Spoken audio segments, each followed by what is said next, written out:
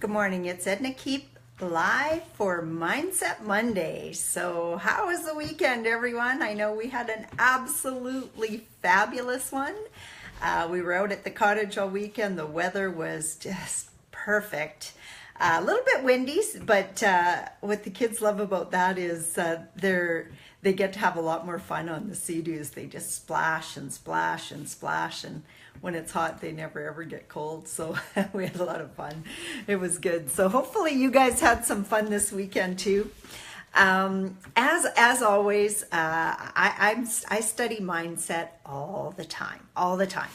I'm actually currently taking a 30-day course through a fellow named John Butler, and he's a very wealthy man who's done a lot of stuff in this world. And one of the reasons why I decided to follow him is he actually takes his kids and now grandkids. I think he's just 50, but he has grandkids. He takes his kids out of school every year and they go live somewhere else for 5 months of the year. And although our kids are getting up there, I've got one daughter in grade 9 and one actually going into grade 10 and going into grade 8. It's always been a dream of mine to do that. Just take them out of school and just go somewhere else. So he's showing how he's been able to do that.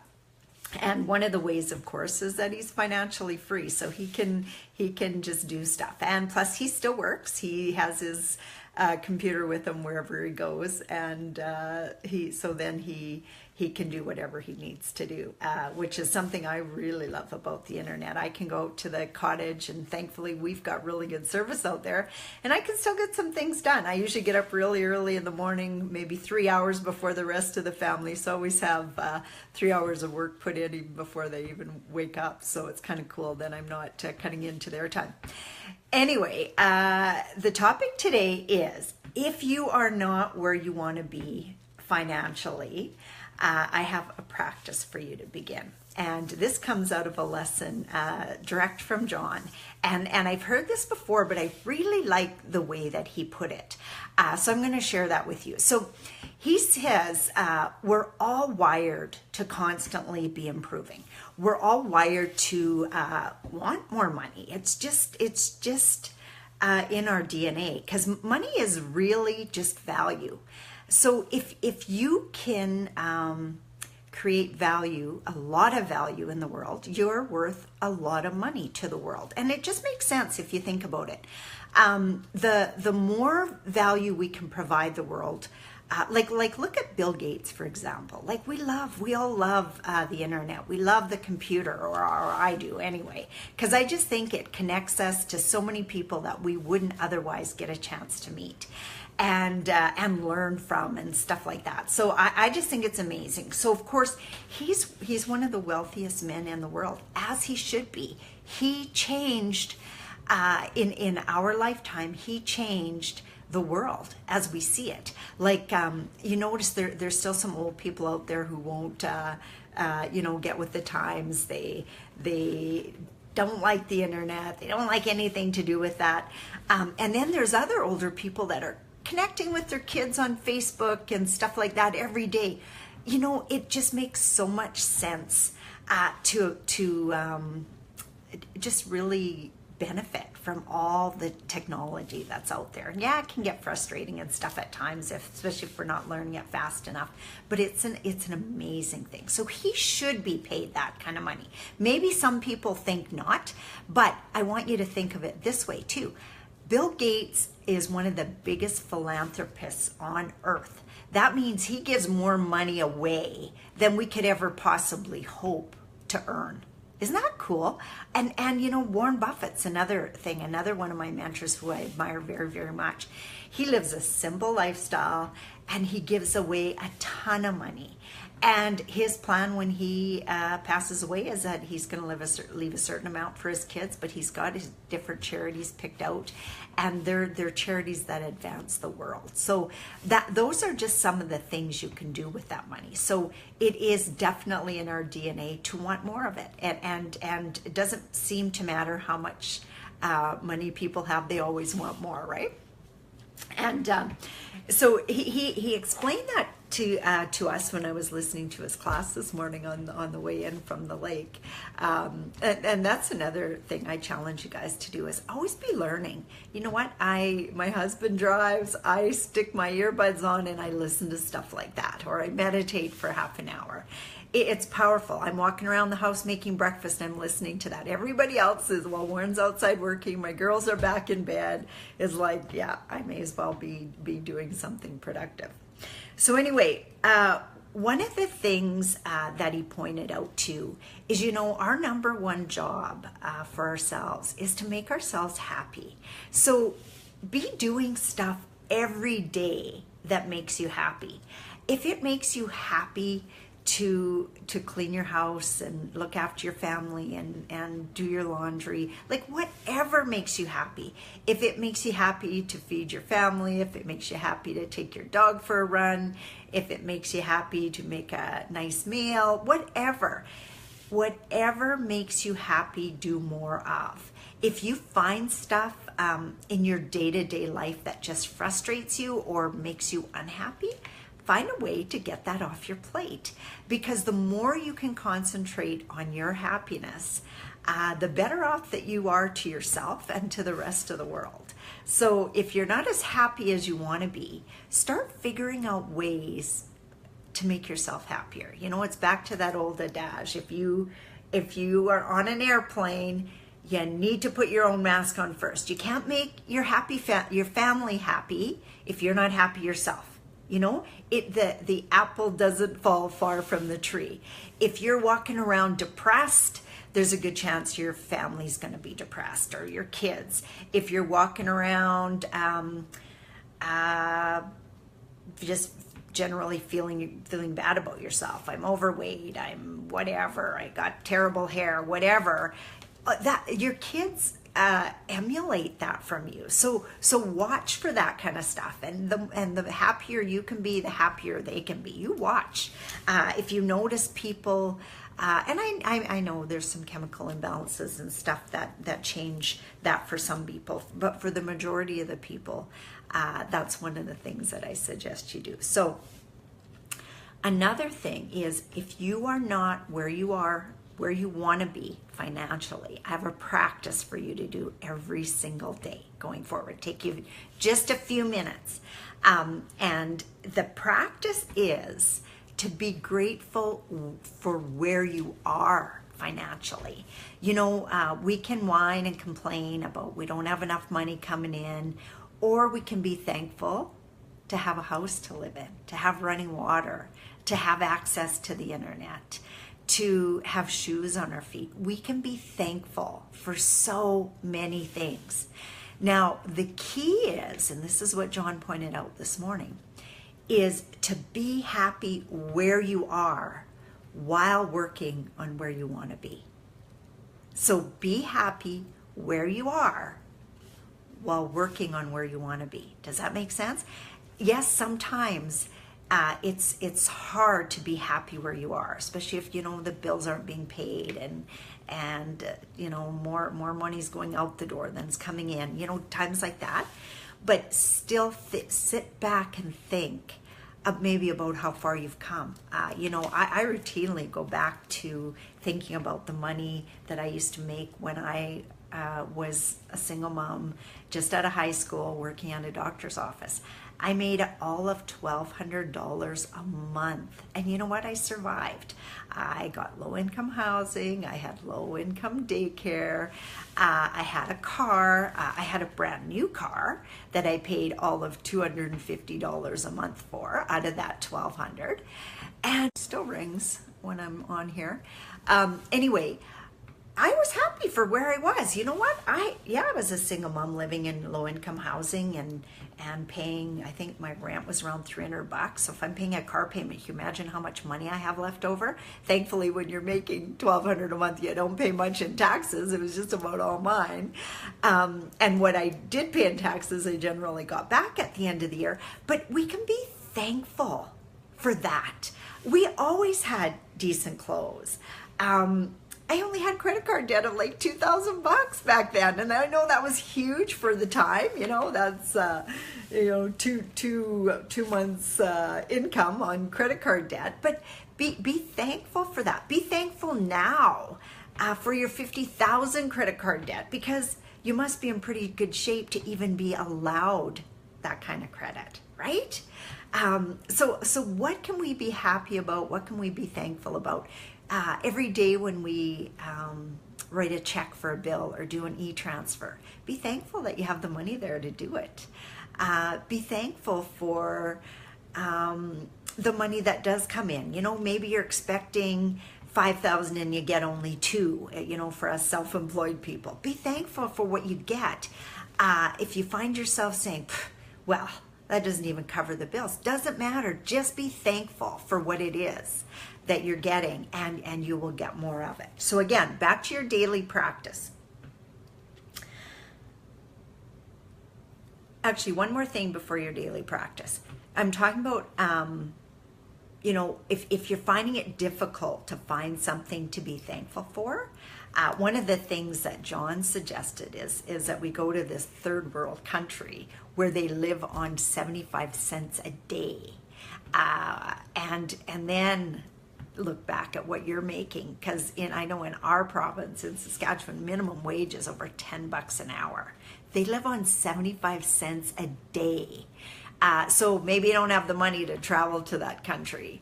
But if you did, you could live on 75 cents a day at their lifestyle, though, of course. So would we like that? You have to think about that. Maybe go to a food kitchen, one of those ones where you cook for people who have no food. They come in and eat from what people donate and stuff like that. I don't even know what the actual official name is for them, but that would be a way to help you be thankful that you have food every single day, right? So whatever you can be thankful for, be thankful for. So again, here's your practice every day. Write out the things in your life financially that you're grateful for. Everything that you can think of. At least 5 a day. And Robert just says, I'm thankful for every breath and heartbeat. Yes, that's a good one. That one's for your health. But a soup kitchen, that's what I was looking at. That's the name I was looking for. I said food kitchen. I didn't think that sounded right. Shows you what I know, right? Anyway, your practice to gain financial abundance is to write out something every day, 3-5 things every day that you're grateful for financially in your life. Do I have a job that pays me? Do I have food on the table because I can buy it? Do I have a vehicle to get to work? Do I have shoes on my feet because I was able to buy them? Be thankful for every dollar that you get. Be thankful for every dollar that you save. The more that we can be grateful for where we are financially, it frees us up then to be okay looking for more wealth, more financial abundance, because we're already satisfied with where we are. I know Robert Kiyosaki defines financial freedom as when your day-to-day living expenses are covered by your passive income. And we've been there for many years now.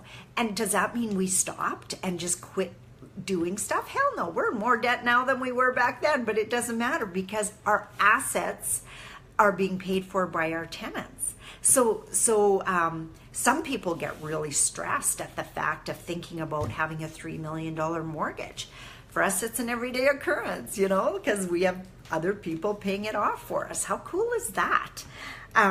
So if you're struggling with being able to feel that abundance, because it's not just about writing it down, but it's about feeling that abundance. Go visit people who aren't. And you know what? You don't have to go far. If you live in any town, you can go downtown to the rough areas and see people who are struggling, really struggling. You might even see people who they look fine outwardly but are really struggling. You know, how many people do you see sitting on the streets because they don't even have the fortitude to go get a job?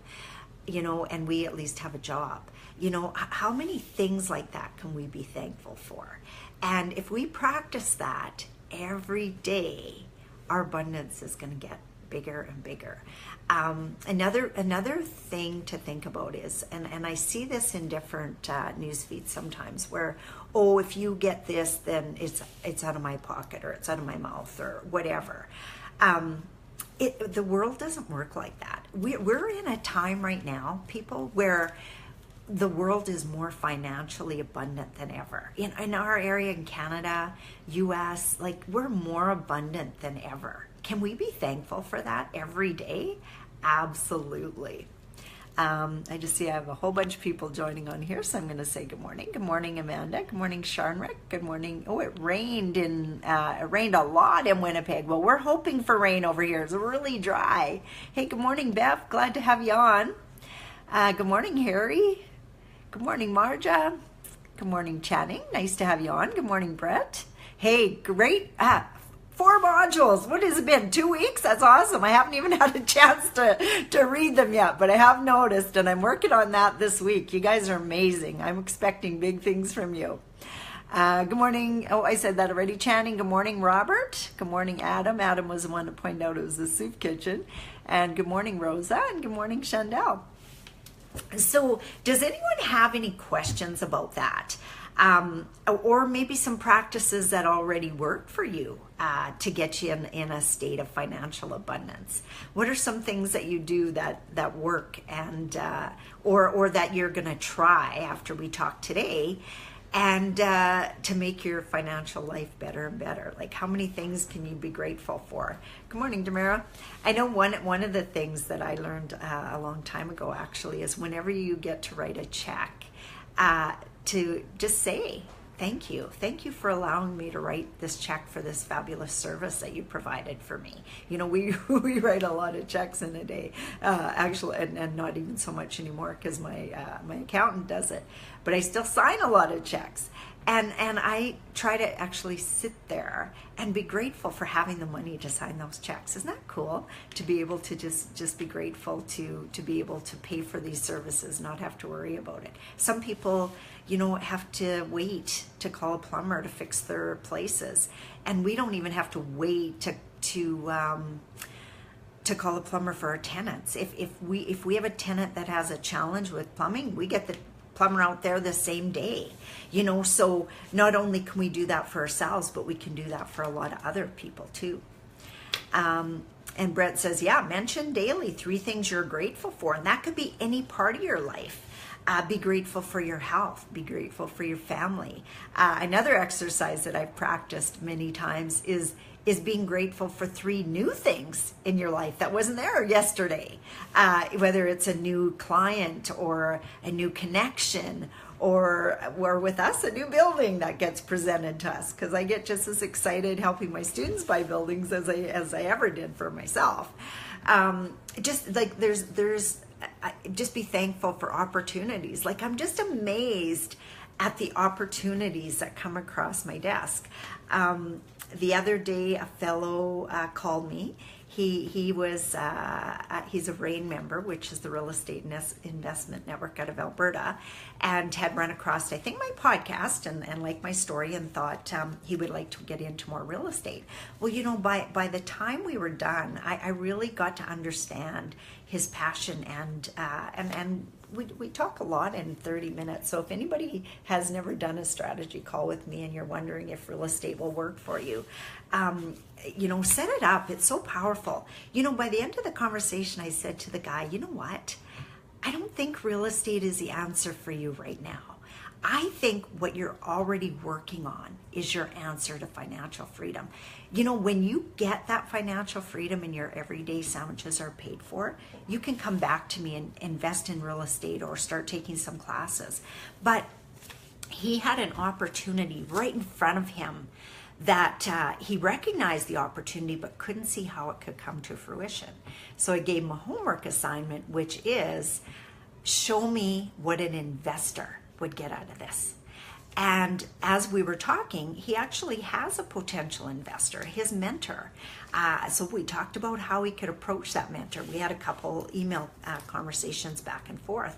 And I said, yeah, you know what? I could probably find you an investor for this because the return, it looks like it'll be amazing. Like just as an example, he only needs $160,000. He would have that back in 2 years, and could pay 12-15% return on the money, or give a percentage ownership. He's open for that. He gets back to me and he goes, well, one of the things that I always do is I put my farmers first. And I said, okay, well, that's a place where I have a challenge then, because one of the things I always do is put my investors first. So I said, maybe we're not meant to work together. And then he got back, no, I could work with that. I can put your investors first. And, when you ask for what you really want, you get it. And he showed me how those investors could be paid off in 2 years. And I said to him, I'm kind of expensive to deal with, because I would need, 10 to 20 grand right up front, just to even take the time to vet that deal, because it's time consuming to vet a deal like that. I have to, find out all the background of somebody. I need their credit reports. I need all that kind of stuff. I need to know that the business idea is viable. I check around in the industry, stuff like that. So there's a lot of work to vetting an investment as well. And when I was done and he told me about his mentor, I said, he's your best bet. Just go back to him. He'd probably do it for you cheaper than I could, because he knows the industry already, knows it inside and out. He already knows you. If he's mentoring you, he must already like you. He's your best bet. You take what I shared with you today, and I actually just shared with him my executive summary, and I said, don't make it long, make it short. Go back to him, tell him your business plan, and ask him if he'll invest with you. And so sometimes that's the stuff that comes out of a call. It's not always that real estate is the best thing for everybody, because it's not. Now, if I help him, maybe someday he'll come back and be an investor for me, or maybe someday he'll come back and, because his daughter's interested in real estate, maybe we'll be able to help his daughter buy an investment property or something, So I know there's a lot of people out there that think, oh, well, I just get on the phone and she's just going to try to sell me something or whatever. Well, I have a solution for a lot of people. It's not the solution for everybody. And it's so nice to be in a space financially where I don't have to look at everybody as a paycheck. I love that feeling. I felt so good when I got off that call, being able to help that fellow, and it didn't cost him a dime. It cost me a half hour out of my time and a couple emails back and forth, and I didn't finish vetting his deal because I don't think I'm his best option. I said, go to your investor and let them know you've got a backup plan, but at which I could be your backup plan, but I still think he's your best bet. So we'll see how it goes. I'll let you know. So start thinking that way. Think abundantly. Hi. Just give me 1 second. Oh, get that. I'm on the live here. Okay, sorry. Somebody at my door. My husband's supposed to be getting it. Anyway, think abundantly. What can you give? What can you give to somebody? Maybe, if for you real estate investors out there, you've been learning now for a few months. You know something that they don't. Share something with somebody. Help somebody out. That's a feeling of abundance. And I know I love that feeling. It just feels so powerful to be able to help somebody recognize an opportunity. That guy had a huge opportunity right in front of him, which he knew, just didn't know how to take the next step to get it. Little bit of time out of your day, help someone. You never know how that's going to come back to you. And you know what? It's not always going to come back to you from the same person who you put it out to. If you've got a financial abundance mindset, all kinds of opportunities will come your way. Like I'm amazed every day at the opportunities that come my way. What time is it here? Oh, 10:25. Okay. Got a couple more people on here. Good morning, John. Good morning, highly favored Sam. That's a different name, but good morning. Sasha shared my video. Thank you very much, Sasha. I really appreciate that. If this stuff resonates with you and you know people who should be on here, you know, have them join my email list. We send out a notice every Monday before this happens so that they can just log right in. And there's some good stuff. I mean, I share what I learn. I'm not making this stuff up. It comes from really awesome people that I follow. I always have my own little twist on it, of course. But really, be there. Be abundant. Give, and things will come back to you in so many different ways. Oh, there we go. Hello, LOL. My name is Jennifer. Okay, perfect. Nice to have you on, Jennifer. It's funny how things come up like that, and you probably didn't even remember that it was that you show up that way. Anyway, it's interesting. So, like I said, if real estate interests you, reach out to me. Book a strategy call. I think. Chandel or Amanda will post a link in here if you like, and see if there's some way it can help you. It's one of my missions. I want to be able to help as many people own real estate because I think it is the fastest way to wealth, but it's not always your first way to wealth. Some days you got to get your day-to-day stuff. Sometimes you have other stuff right in front of you that could be your moneymaker next without waiting for the more long-term wealth of real estate. I think real estate is a great place to invest. It's a great place to build your long-term wealth, but it's not always the best place to start, you know, because there's costs involved. If you're already absolutely passionate about something else, like this fellow was, he was absolutely passionate about helping out his farmers. He had a better way already. I'm not scared to tell you that. So thank you all very, very much for listening. I love doing this Mindset Monday. It actually gets me in a great frame of mind too. So whatever I share with you, I get back tenfold. How does that go? I get 3 fingers back. So everyone have a very, very good week. And I will talk to you all Friday, Free Coaching Friday. And if you're just in on the mindset, be back here next Monday, same time, and we'll talk more. And if you have any specific topics that you need help with, shoot them down there. Put them in the Facebook page here below.